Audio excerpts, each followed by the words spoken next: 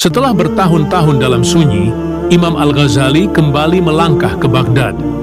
Bukan lagi sebagai seorang pengajar biasa, tapi sebagai seorang yang telah menyucikan jiwanya, menghidupkan kembali ilmunya, dan membawa cahaya dari perjalanan ruhani yang mendalam. Ia kembali bukan karena dunia memanggilnya, tapi karena umat membutuhkan penerang di tengah kegelapan zaman. Sambutan Baghdad luar biasa. Nama Al-Ghazali tak pernah padam, justru makin bersinar.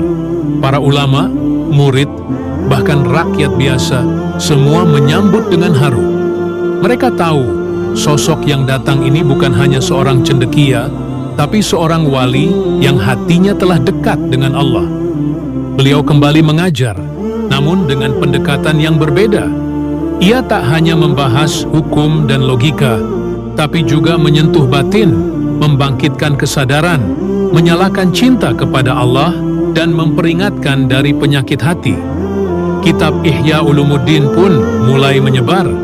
Isinya menyentuh relung-relung terdalam umat Islam.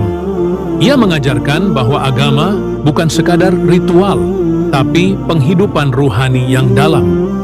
Ihya menjadi lentera bagi para pencari kebenaran, menghidupkan kembali ilmu-ilmu yang nyaris mati oleh formalitas dan kebanggaan duniawi. Namun tak sedikit pula yang iri dan menentang.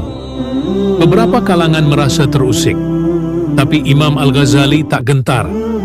Ia terus menulis, mengajar, dan memperbaiki umat dengan kelembutan hati dan ketegasan iman. Pada masa inilah, pengaruh Al-Ghazali menyebar tak hanya di dunia Sunni, tapi juga menjadi tameng utama melawan penyimpangan batiniyah, tasawuf yang menyimpang, dan filsafat yang menggoyahkan akidah.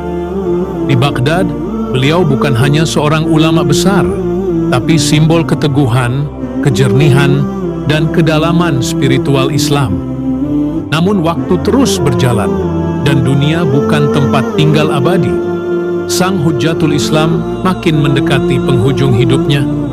Dan di episode berikutnya, kita akan menyaksikan momen paling menyentuh dalam hidup Imam Al-Ghazali, wafatnya sang pembaru, dalam keadaan husnul khatimah yang menggetarkan hati.